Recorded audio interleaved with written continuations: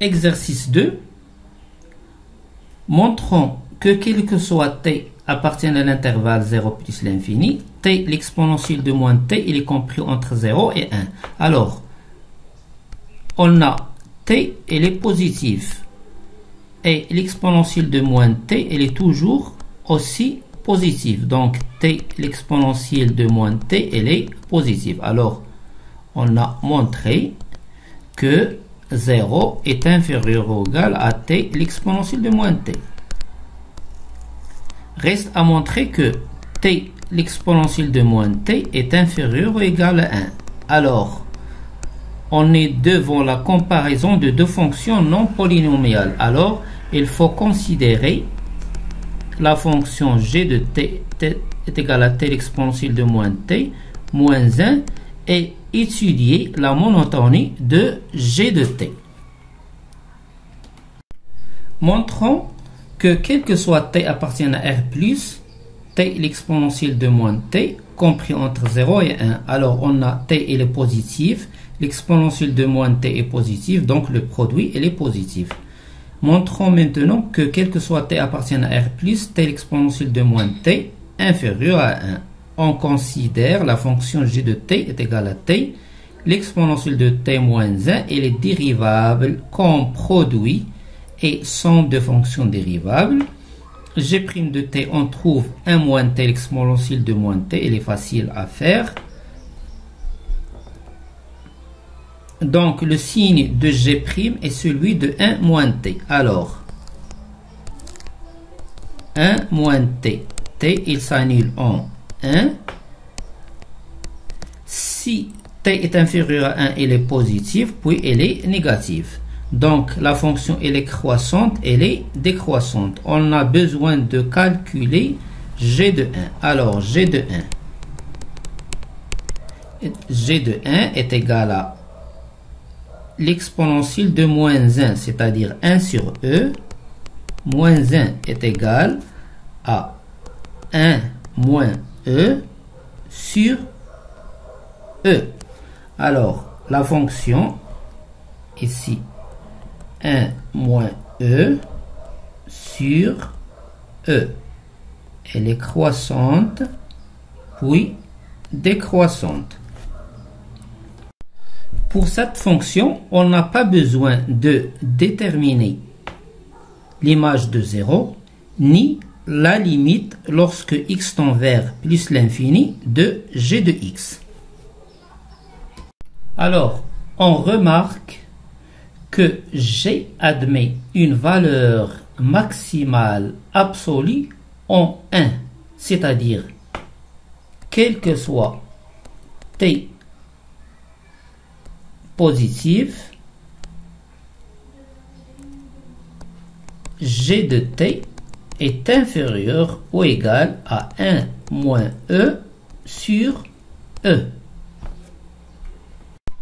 Alors, 1 moins e sur e est une valeur maximale de g.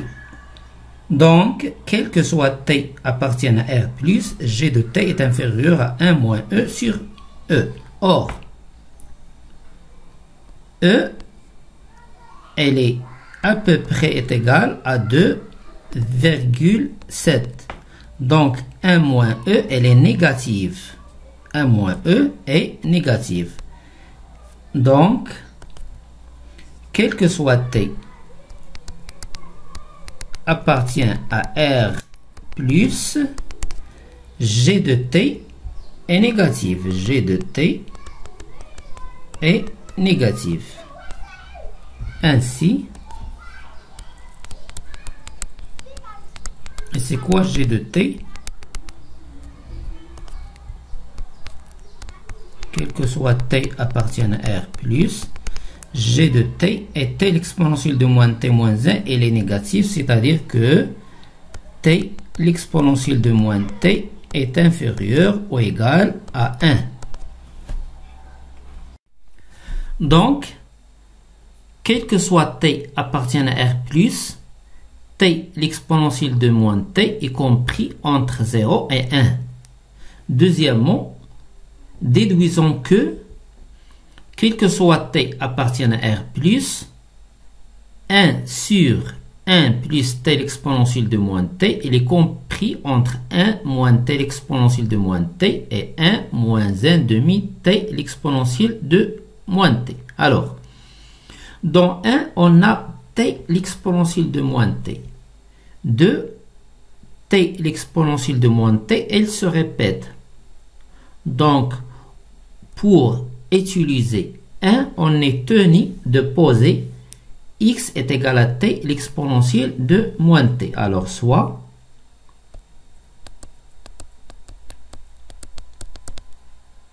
x est égal à t l'exponentielle de moins t. Or, on sait que t est positif. T est positif. Ceci implique, d'après 1, t est positif, t l'exponentielle de moins t est compris entre 0 et 1. T l'exponentielle de moins t est compris entre 0 et 1. Ainsi, on a utilisé la question 1. Donc, x appartient à l'intervalle 0, 1.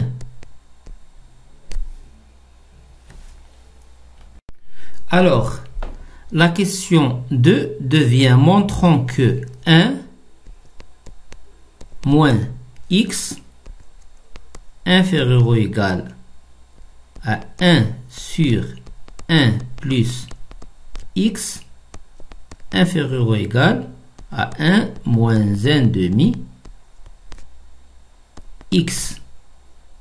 X appartient à l'intervalle 0, 1. C'est-à-dire, on va simplifier l'écriture.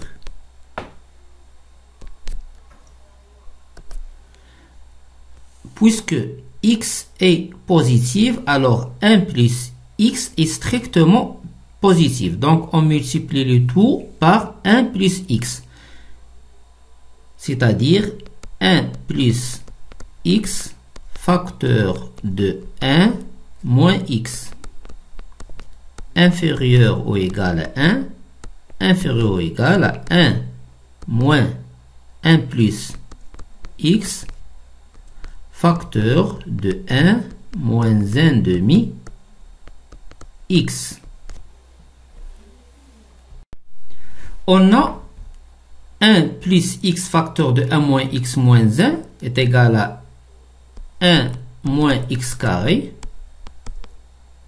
moins 1, donc est égal à moins x carré. Et moins x carré, il est négatif, donc 1 plus x facteur de 1 moins x est inférieur ou égal à 1. De même, on montre que 1 est inférieur à 1 plus x facteur de 1 moins 1 demi x. Alors, on calcule la différence. On va trouver 1 demi x facteur de x moins 1. Qu'est-ce qu'on a? 1 demi x est positif, puisque x est positif. Alors, on cherche le signe de x moins 1. Alors, x compris entre 0 et 1, donc x moins 1 est compris entre moins 1 et 0, c'est-à-dire elle est négative. Donc, la différence est négative, ainsi 1 est inférieur ou égal à 1 plus x facteur de 1 moins 1 demi x. Alors, on a les deux résultats, résultat 1 et le résultat 2. De 1 et 2, de 1 et 2, qu'est-ce qu'on a? 1 est compris entre 1 plus x facteur de 1 moins x, 1 plus x facteur de 1 moins 1 demi x. Ceci, quel que soit x, appartient à l'intervalle 0, 1. Donc, le résultat final, donc,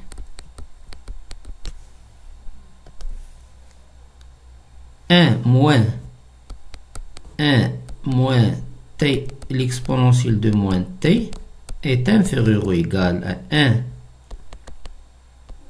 sur 1 plus t, l'exponentielle de moins t, inférieur ou égal à 1 moins 1 demi t, l'exponentielle de moins t, et ceci, quel que soit t appartient à R+, c'est-à-dire positif.